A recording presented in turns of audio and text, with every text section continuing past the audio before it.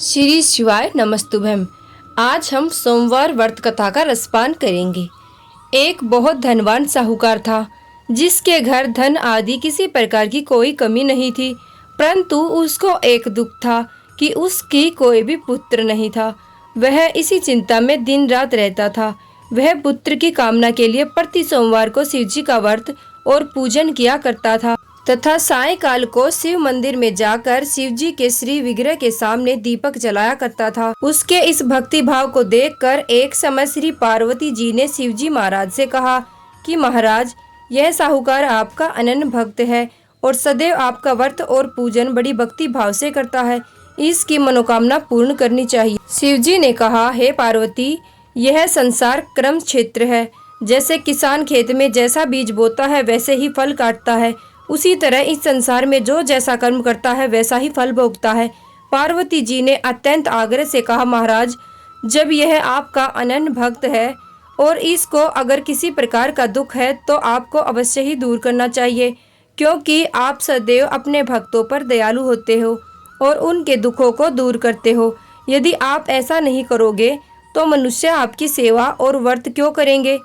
पार्वती जी के ऐसा आग्रह देखकर शिवजी महाराज कहने लगे कि हे पार्वती, इसके कोई पुत्र नहीं है। इसी चिंता में यह अति दुखी रहता है।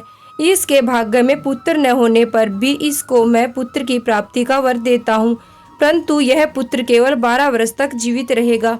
इसके पश्चात वह पुत्र मृत्यु को प्राप्त हो जाएगा। इससे अधिक मैं और इसके लिए कुछ नहीं कर सकता।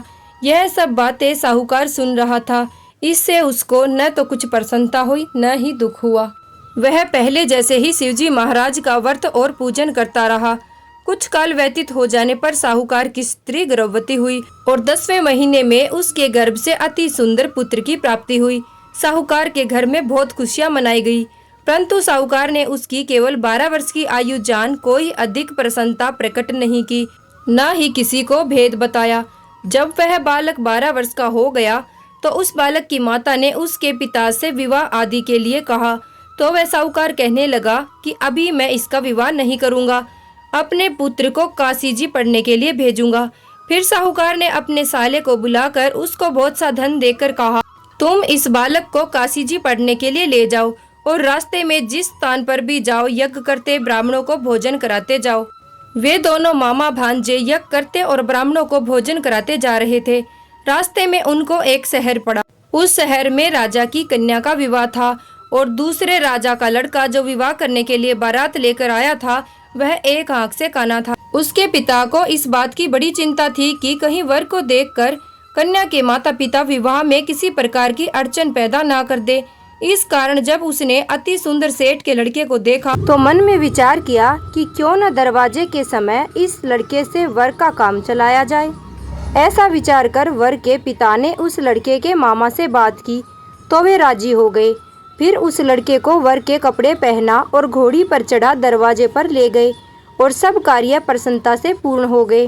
फिर वर के पिता ने सोचा कि यदि विवाह कार्य भी इसी लड़के से करा लिया जाए तो क्या बुराई है। ऐसा विचार करके लड़के और उसके मामा से कहा, यदि आप फेरों का और कन्यादान के काम को भी करा दे तो आपकी बड़ी कृपा होगी और मैं इसके बदले में आपको बहुत सारा धन दूंगा। तो उन्होंने स्वीकार कर लिया और विवाह कार्य भी बहुत अच्छी तरह संपन्न हो गया। परंतु जिस समय लड़का जाने लगा तो उसने राजकुमारी की चूंदड़ी के पल्ले पर लिख दिया कि तेरा विवाह तो मेरे साथ हुआ है, परंतु जिस राजकुमार के साथ तुझको भेजेंगे वह एक आंख से काना है और मैं काशी जी पढ़ने जा रहा हूँ।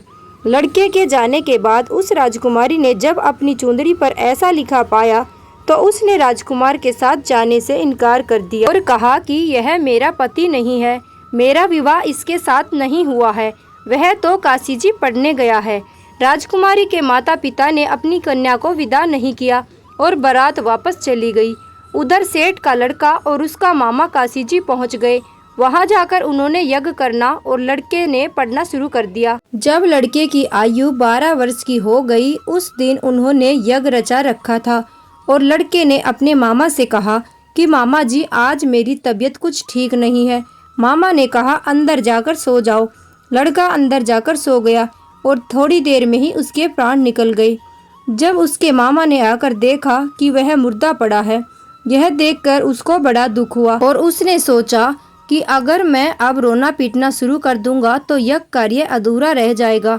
अतः उसने जल्दी से यज्ञ का कार्य समाप्त कर ब्राह्मणों के जाने के बाद रोना पीटना आरंभ कर दिया। संयोगवश उसी समय शिव पार्वती जी उधर से जा रहे थे। जब उन्होंने जोर जोर से रोने की आवाज़ सुनी तो पार्वती जी कहने लगी कि महाराज, कोई दुखिया रो रहा है, इसके कष्ट दूर कीजिए। जब शिव पार्वती ने पास जाकर देखा तो वहाँ एक लड़का मुर्दा पड़ा था। पार्वती जी कहने लगी, महाराज, यह तो उसी सेठ का लड़का है जो आपके वरदान से हुआ था। शिव जी कहने लगे, हे पार्वती, इसकी आयु इतनी ही थी, सो ये भोग चुका। तब पार्वती जी ने कहा, महाराज, इस बालक को और आयु दो, नहीं तो इसके माता पिता तड़प तड़प कर मर जाएंगे।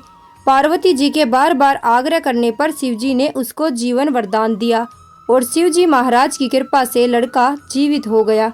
शिव जी पार्वती कैलाश चले गए। तब वह लड़का और मामा उसी प्रकार यज्ञ करते तथा ब्राह्मणों को भोजन कराते अपने घर की ओर चल पड़े। रास्ते में उसी शहर में आए जहाँ उसका विवाह हुआ था। वहाँ पर आकर उन्होंने यज्ञ प्रारंभ कर दिया तो उस लड़के के ससुर ने उसको पहचान लिया और अपने महल में ले जाकर उसकी बड़ी खातिर की। साथ ही बहुत दास दासियों सहित आदर पूर्वक लड़की और जमाई को विदा किया। जब वह अपने शहर के निकट आए तो मामा ने कहा कि मैं पहले तुम्हारे घर जाकर खबर कर आता हूँ। जब उस लड़के का मामा घर पहुँचा तो लड़के के माता पिता घर की छत पर बैठे थे और यह प्रण कर रखा था कि यदि हमारा पुत्र सकुशल लौट आया तो हम राजी खुशी नीचे आ जाएंगे, नहीं तो छत से गिरकर अपने प्राण खो देंगे। इतने में उस लड़के के मामा ने आकर यह समाचार दिया कि आपका पुत्र आ गया है, पर उनको विश्वास नहीं हुआ। तब उसके मामा ने शपथ पूर्वक कहा कि आपका पुत्र अपनी स्त्री के साथ बहुत सारा धन लेकर आया है। तो सेठ ने आनंद के साथ उसका स्वागत किया और बड़ी प्रसन्नता के साथ रहने लगे। इसी प्रकार से जो कोई भी सोमवार के व्रत को धारण करता है अथवा कथा को पढ़ता है या सुनता है, उसकी समस्त मनोकामनाएं जरूर पूर्ण होती हैं। बोलो शिवजी भगवान की जय।